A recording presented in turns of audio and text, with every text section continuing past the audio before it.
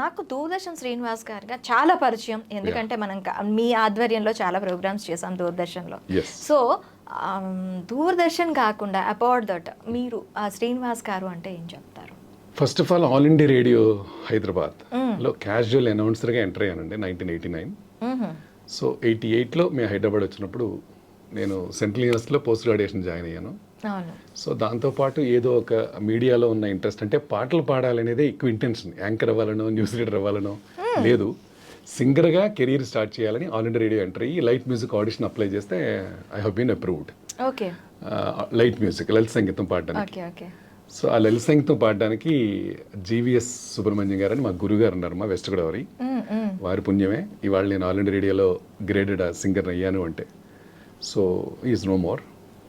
So అలా career మొదలయ్యి అనౌన్సర్గా ఎందుకు చేయకూడదు అని మీలా ఎవరైతే ఫ్రెండ్స్ ఉంటారో, శ్రీనివాస్ అనౌన్సర్గా కూడా చేయొచ్చు కదా, ఫ్రీలాన్సరే కదా అంటే అప్లై చేస్తే హ్యావ్ బీన్ సెలెక్టెడ్. అలా మొదలయ్యి, అలాగే డ్రామా ఎందుకు చేయకూడదు, వాయిస్ బాగుంది కదా చేయండి అని మా కలీగ్స్ అనడంతో అలా చేయటం. అలాగే మీరు యాక్టర్ ఎందుకు అవ్వకూడదు డ్రామాస్తో పాటు అని అనటం. అఫ్కోర్స్ అప్పటికే నాటకాలు ఇవన్నీ చిన్నప్పటి నుంచి పాటలు నాటకాలతోటే పెరిగానమ్మా. అంటే ఇంట్లో బ్యాక్గ్రౌండ్ ఏం లేకపోవచ్చు, మా అమ్మగారు మాత్రం కాస్త మంచి చెడు మెలోడీ ఉన్న పాట కాదే అని మాత్రం చెప్పేవారు. కాంపిటీషన్ పాటల పోటీ పెట్టారు అంటే చాలు వెళ్ళిపోయామండి. మా surrounding west Godavari, east Godavari, even Nellore కూడా వెళ్ళేవాడిని అప్పుడు. ఆ నెల్లూరు 1985లో వెళ్ళినప్పుడు ఎస్పి బాలసుబ్రహ్మణ్యం గారికి స్వర్ణాభిషేకం చేశారు. అదే స్టేజ్ మీద నేను లైట్ మ్యూజిక్లో ఐ గాట్ ఫస్ట్ ప్రైజ్. అక్కడ వారిని ఆ రకంగా సాక్షాత్తు అటు వెంకటేశ్వర స్వామిని చూశాను, తర్వాత బాలు గారినే చూశాను. సో ఆయన నాకు చాలా ఇన్స్పిరేషన్. సో వారు నిజంగా మన మధ్య లేకపోవడం మనకి చాలా దురదృష్టమే. ఇండస్ట్రీ మొత్తానికి ఒక చాలా మందికి గొంతు కూడా తను వాళ్ళ గొంతు చనిపోయినంత చిరస్మరణీయం చెప్తున్నాను కదా నేను, ఫర్ ఎవర్ వాళ్ళు. సో దూరదర్శన్కి ముందు నా కెరీర్ ఆల్ ఇండియా రేడియోలో స్టార్ట్ అయింది. యూనివర్సిటీలో post graduation followed by MPhil and MPhil discontinue చేశాను అండ్ యాక్టింగ్ డిప్లొమా చేశాను. ఇవన్నీ చేసేదానికి బలమైన కారణం ఒకటి ఉంది మాధురి. ఏమైనా సరే నేను సింగర్ని కానీ యాక్టర్ని కానీ అవ్వాలి. That's the only intention I have at the time. అలా మొదలైంది కెరియర్. దూరదర్శన్కి 1989లో ఎంటర్ అయిన నేను 91లో ఆడిషన్స్ పెట్టారు న్యూస్ రీడర్స్కి. అప్పుడు సెలెక్ట్ అయ్యాను. అప్పుడు గురువుగారు, దూరదర్శన్ అంటేనే వారంటేనే దూరదర్శన్, శాంతి స్వరూప్ గారు ఈజ్ నో మోర్, ఆయన మా గురువు. సో వారు పుణ్యమా అని, అంటే దానికంటే ముందు ఇంకొక పాయింట్ చెప్పాలమ్మా.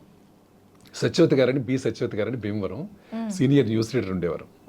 మా టైంలో వారందరూ సీనియర్స్.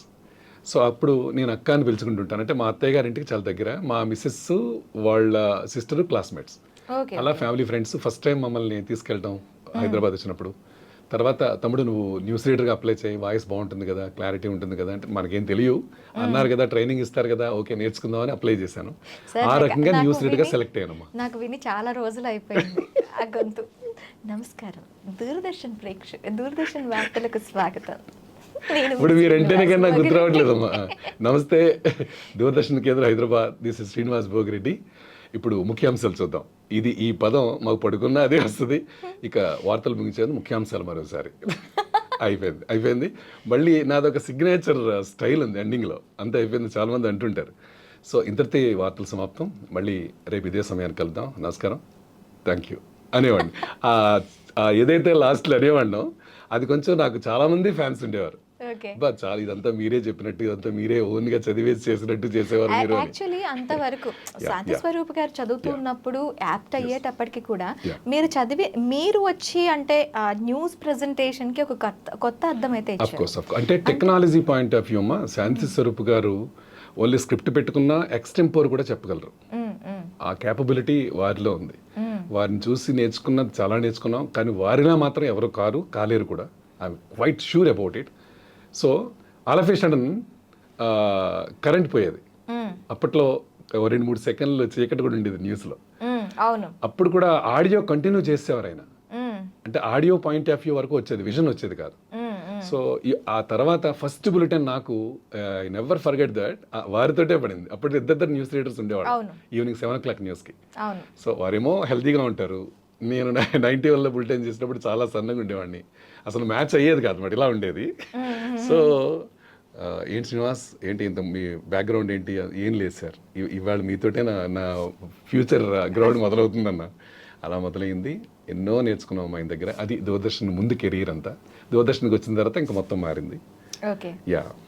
అప్పుడు చేస్తూ ఉన్నప్పుడు టెంపోస్ అవి కలిసేవా? అంటే ఆయన అప్పటికే చాలా సీనియర్ ఎస్ ఎస్ ఎస్. ఏంటి ఎలా ఉన్నారు, బాగున్నారా, అమ్మాళ్ళంతా ఎలా ఉన్నారు అన్నట్టు ఉండేది ఆయన న్యూస్. మాది ఎలా ఉండేది, ఏంటి ఎలా ఉన్నారు, అమ్మ వాళ్ళు బాగున్నారా, ఊరు ఇప్పుడే వచ్చారా, ఇలా చదివేవాళ్ళం మేము. మా డిఫరెన్స్ ఇప్పటికే మాకు తెలుసు. ఎందుకంటే మీరు అన్నారే ఆయన మోస్ట్ సీనియర్. సో ఊరికే ఎక్స్టెంపోర్ ఇయర్ ఫోన్స్ ఉండేవి అప్పట్లో. విజువల్ వెళ్తున్నప్పుడు సౌండ్ ఆఫ్ చేస్తారు న్యూస్ రీడర్ది.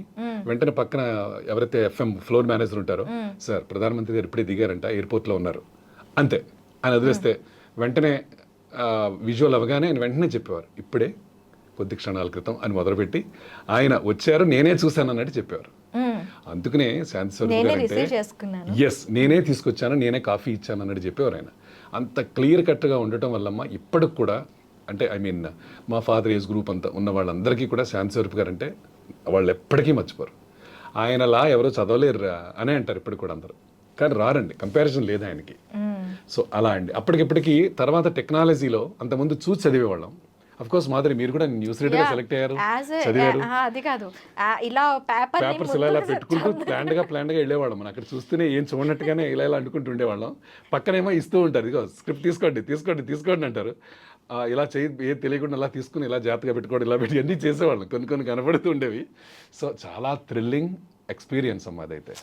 కాన్సంట్రేషన్ ఎక్కడ తప్పితే ఎక్కడ ఏ పదం తప్పిపోతుందో, సడన్ గా ప్రధానమంత్రి గారి పేరు అక్కడ మిస్టేక్ ఉండొచ్చు టైపింగ్ లో, కంగారులో. మనకు మాత్రం అవేర్ గా ఉండాలి. సో అలా ఉన్న వాళ్ళే న్యూస్ రీడర్స్. ఇప్పుడు ఎంతో మందిని చూస్తున్న ఛానల్స్ లో వెరీ గుడ్ న్యూస్ రీడర్స్ ఉన్నారు. There are 15 to 20 channels. అందరూ కూడా their dynamic and very I mean very clever people also. అంటే కరెంట్ అఫైర్స్ మీద ఎవరికైతే అవేర్నెస్ ఉంటుందో, ఏదో నా జాబ్ అయిపోయింది వాళ్ళతో పేపర్ క్లోజ్ చేశానా, ఇంటికి వెళ్ళానా, బాధలు చూసుకున్నానా, వంటలు చేశానా, అన్నీ చూసుకున్నానా, వచ్చానా కాకుండా దాంతో apart from all activities what you're done it our home, news awareness చూసుకోవాలి, ఒకసారి యూట్యూబ్లు చూసుకోవాలి. అఫ్ కోర్స్ మన మొబైల్ ఇవాళ ప్రపంచం అంతా మన చేతిలోనే ఉంది. సో చాలా ఈజీ అవుతుంది. బిఫోర్ దట్ అంటే మేము జాయిన్ అయిన కొత్తలో కూడా అప్పుడు టెక్నాలజీ ఇంత అందుబాటులో లేదు. ఎక్కడ ఈ న్యూస్ పేపర్ ని ఫాలో అయితేనే నెక్స్ట్ మార్నింగ్ లేచి న్యూస్ పేపర్ చూసామా, న్యూస్ లో ఏముంది అనుకుని, అమ్మో ఇక్కడ ఏమైనా క్లిష్టమైన పదాలు ఉన్నాయా, పదాలని ప్రాక్టీస్ చేసామా లేదా, అక్కడికి వెళ్ళామా, ప్రెజెంట్ చేసామా అన్నట్టు ఉండేది. సో అలా న్యూస్ రీడర్గా కెరీర్ స్టార్ట్ చేసి ఒక 20 years పైచులకు చదివాను. దాంతోపాటు మోదీ గారిది వాయిస్ ఓవర్కి శాంతి స్వరూప్ గారు ఫస్ట్ బులెటిన్లు చేశారు. తర్వాత వారికి బిజీ ఉన్నప్పుడల్లా నన్ను పిలవడం అలా చేసేవారు. గ్రాడ్యువల్లీ అవి కూడా చదవటం మొదలుపెట్టి దాదాపు 40-50 పైన బులెటిన్లు చదివాను. ఆల్మోస్ట్ కరోనా పీరియడ్ వరకు చదివాను. తర్వాత ఇక నేను ఉండేది ఏరియా దూరం కాబట్టి వెళ్ళటం 1.5 hour అలా టైం పట్టేది.